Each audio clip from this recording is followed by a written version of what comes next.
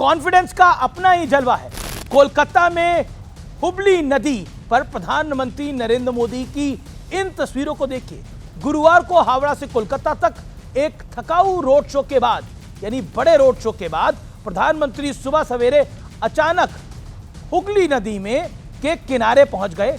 लोग हैरान थे, आंखों पर यकीन नहीं हो रहा था, लेकिन हाथ में कैमरा लिए वो वाकई देश के प्रधानमंत्री थे। नाव में सवार होकर प्रधानमंत्री मोदी ने फोटोग्राफी की और वापस आकर किनारे पर एकत्रित हुए लोगों से, बच्चों से, सबसे मुलाकात भी की। इतना ही नहीं, जिस नाविक की नाव में वो सवार हुए थे उसे 1000 रुपए दिए और गले लगाया।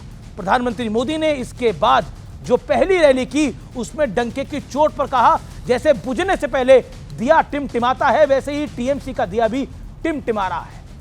एक तरफ प्रधानमंत्री मोदी की बॉडी लैंग्वेज कॉन्फिडेंस से भरी दिखी, तो दूसरी तरफ देश के गृह मंत्री अमित शाह ने दावा कर दिया कि पहले चरण में बीजेपी 152 सीटों में से 110 सीटें जीतने वाली है। हालांकि बीजेपी ने मेहनत भी बहुत करी है। भले ही इस तरह का बयान पॉलिटिकल प्रेशर क्रिएट करने के लिए दिया गया हो, लेकिन प्रेस कॉन्फ्रेंस में बैठकर पूरे बंगाल और पूरे देश के सामने ऐसा दावा करने के लिए नेक्स्ट लेवल कॉन्फिडेंस की आवश्यकता होती है। क्योंकि कल अगर फेल हुए तो सवालों का सामना गृह मंत्री अमित शाह को ही करना होगा, प्रधानमंत्री को ही करना होगा। तो क्या मान लिया जाए कि जो कॉन्फिडेंस बीजेपी के नेताओं के चेहरे पर इस समय दिख रहा है, उनकी बॉडी लैंग्वेज में दिख रहा है, वो ग्राउंड रियलिटी की सच्चाई का एक बड़ा रिफ्लेक्शन है? अगर ऐसा हुआ तो ये आजाद भारत के इतिहास की बड़ी सियासी घटनाओं में से एक होगा, क्योंकि बीजेपी के लिए बंगाल उनकी पॉलिटिकल आइडियोलॉजी के हिसाब से बेहद इंपॉर्टेंट अहम राज्य है। बीजेपी के फाउंडर मेंबर श्यामा प्रसाद मुखर्जी बंगाल से आते हैं।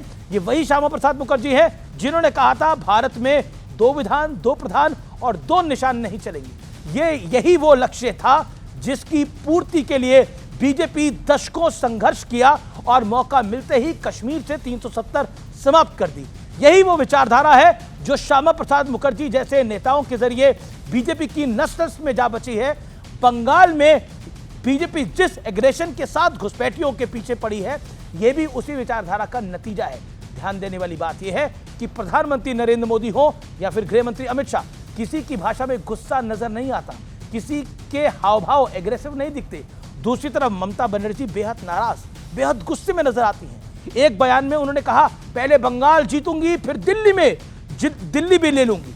यानी ममता दीदी की भाषा में बदला लेने वाला भाव ज्यादा प्रतीत हो रहा है। माना जाता है कि ऐसी भावनाएं तभी हावी होती हैं जब मन अशांत होता है। हालांकि यह सिर्फ अंदाजा है, असल में क्या होगा ये तो 4 मई को ही पता चलेगा और मैं ही आपको बताऊंगा। लेकिन इस बार बंगाल का चुनाव कुछ बदला सा जरूर नजर आ रहा है। आपके इसके बारे में क्या विचार है मुझे जरूर बताइएगा, मैं उसको जरूर शेयर करूंगा और उस पर कमेंट करूंगा। इस वीडियो को ज्यादा से ज्यादा शेयर करें। नमस्कार।